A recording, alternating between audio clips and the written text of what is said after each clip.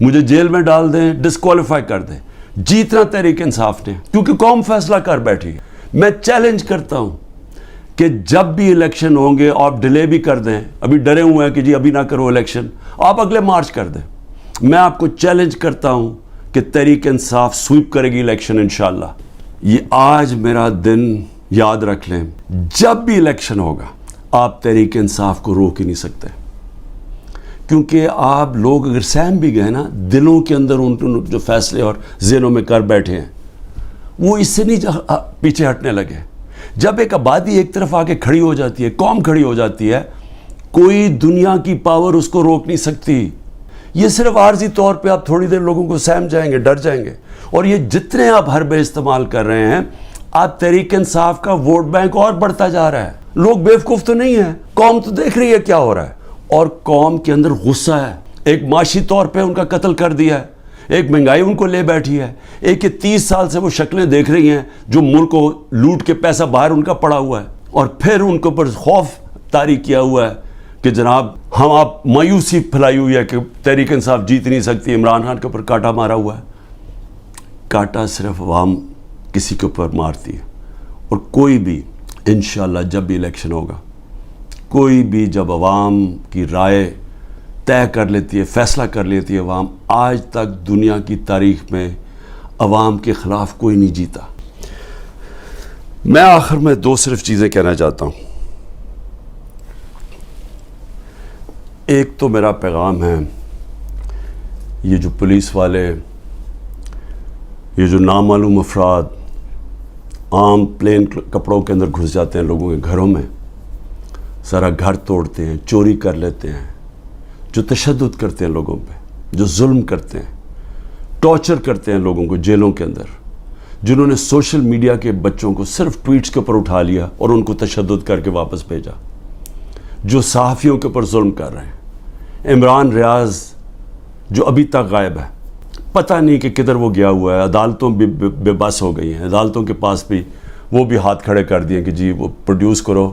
ایک صحافی صرف اس لیے, اس نے تو کوئی توڑ پھوڑ نہیں کی تھی, لیکن صرف اس لیے کہ وہ ظلم کے سامنے سچ بول رہا تھا, اس کو اٹھا لیا.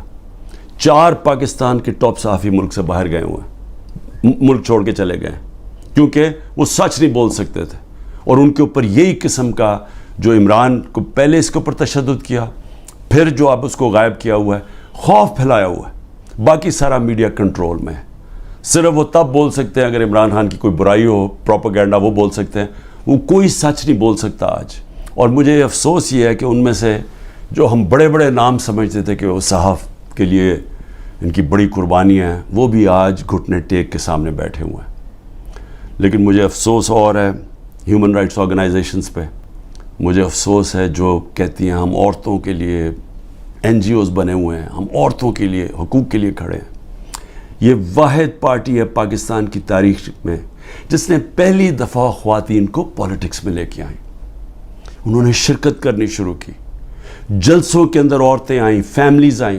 یہ پہلی دفعہ ہوا ہے ہمارے ملک میں. یہ خوشائن چیز ہے کہ ملک کی جتنی بڑی پارٹیسپیشن ہوگی پولیٹکس کے اندر, اتنا بہتر وہ احتساب کریں گے حکمرانوں کا.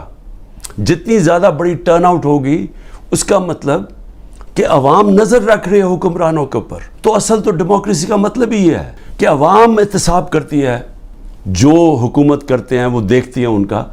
تو عوام تو آج پہلی دفعہ نکل رہی ہے, اس طرح ٹرن آؤٹ ہو رہا ہے, عورتیں نکل رہی ہیں, اور ان عورتوں کے اوپر جان کے یہ تشدد کیا جا رہا ہے باقی عورتوں کو ڈرانے کے لیے کہ وہ نہ گھروں سے نکلیں, کہ وہ چپ کر کے سہم کے بیٹھ جائیں. تو کدھر گئی ہیں ہیومن رائٹس جو عورتوں کو ریپرزینٹ کرتی تھیں؟ کدھر ہیں وہ عورتیں؟ کیوں نہیں بول رہی کہ یہ جو ظلم ہو رہا ہے ان عورتوں کے اوپر؟ وہ بیچاری صنم اور طیبہ, وہ تو تحریک انصاف میں ان کا کوئی عہدہ نہیں ہے, ان کو جیلوں میں ڈالا ہوا ہے. وہ صنم کے خامد آیا, اس کو پکڑ کے لے گئے. اب ان کا گھر میں بچہ ہے, وہ کیا کرے گا؟ دونوں کو پکڑ کے لے گئے. عمر چیمہ, اس کی بیوی, میں پھر سے کہتا ہوں وہ کینسر کی سفرر ہے, کینسر کی سے اس کو پکڑ کے جیل میں ڈال دیا, صرف اور صرف دہشت پھیلانے کے لیے کہ عورتیں گھروں سے نہ نکلیں. اور پھر سے کہ نہ یہاں بول رہی ہیں نہ باہر. بڑی فکر ہے افغانستان کی عورتوں کی, بہت فکر ہے. اور ہے ٹھیک ہے کہ اسکولوں میں سب سے زیادہ ملک کی بہتری ہوتی ہے جب عورتیں پڑھی لکھی ہوتی ہیں، اور پاکستان میں تو خاص طور پہ جب آپ کی آبادی تیزی سے بڑھ رہی ہو تو اس کو روکتا ہی ہے کہ پڑھی لکھی، جب آپ کی بچیاں پڑھی لکھی ہوتی ہیں، عورتیں پڑھی لکھی ہوتی ہیں۔ لیکن کیوں فکر نہیں ہے کہ یہ پاکستان کی عورتوں سے کیا ہو رہا ہے؟ تو ایک تو یہ ہے۔ میں آخر میں صرف یہ کہنا چاہتا تھا کہ جو مرضی آپ کر لیں، یہ آپ جو سب کچھ کر رہے ہیں، یہ جو سارا دہشت پھیلائی ہوئی ہے اور لوگوں کو جیلوں میں ڈالا ہوا ہے اور گھروں میں یہ توڑ پھوڑ کر رہے ہیں، سب سے جو اب جو قوم کے سامنے، کیونکہ الحق ہے، میرا ایمان ہے، ایمان ہی ہے، تو میں یہ سارے ایک طرف کھڑے ہو گئے ہیں، اسٹیبلشمنٹ ساتھ کھڑی ہو گئی ہے، اکیلا ان کا مقابلہ کر رہا ہوں، صرف توحید پہ، لا الہ الا اللہ پہ، ایمان اللہ پہ ہے۔ اور جس طرح اللہ ہر ان کی جو بھی کوشش کرتے ہیں خود ہی سچ سامنے آ جاتا ہے۔ جو انہوں نے میرے اوپر القادر کا کیس کیا، اب القادر کا کیس کیا تھا کہ عمران خان نے جو القادر یونیورسٹی بنائی ہے، جدھر مکمل طور پہ مستحق گھروں سے وہ بچے جو کہ جن کے ماں باپ اعلیٰ تعلیم نہیں افورڈ کر سکتے، وہ سب پڑھ رہے ہیں مفت۔ اور میں بتا چلا ہوں، سیرت نبی کو ہم نے بنایا کہ فیوچر لیڈرز بنے، تربیت ہو ان کو، اور ساتھ ساتھ اس کے ٹیکنالوجی بھی۔ یہ ہے اس کا جو ویژن ہے یونیورسٹی کا۔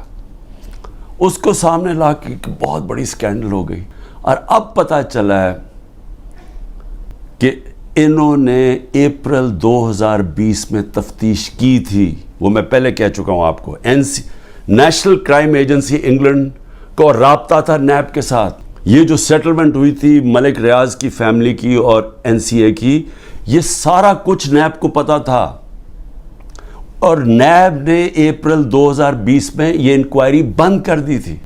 ایک دفعہ انکوائری بند ہو جائے وہ نہیں کھول سکتے آپ۔ اور انہوں نے جو سب سے بات جو چھپا لی، جس کے اوپر اصل بات ہونی چاہیے، کہ NCA نے ملک ریاض کا جو پیسہ تھا وہ فریز کیا کیوں؟ وہ منی لانڈرنگ کی وجہ سے نہیں کیا۔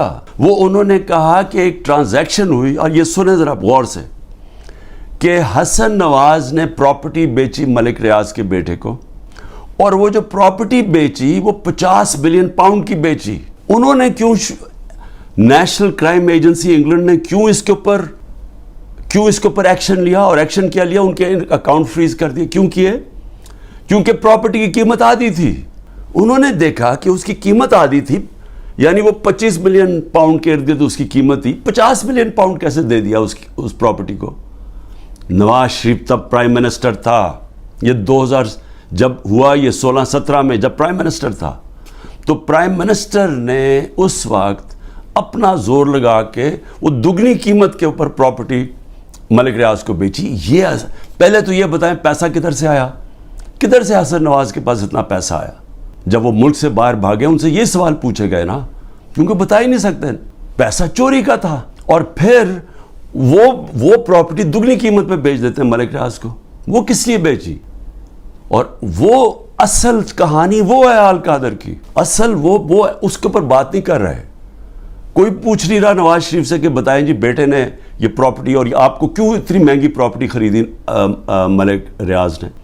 اور یہ بھی ہو گیا کہ یہ سارا کچھ پتا تھا نیب کو۔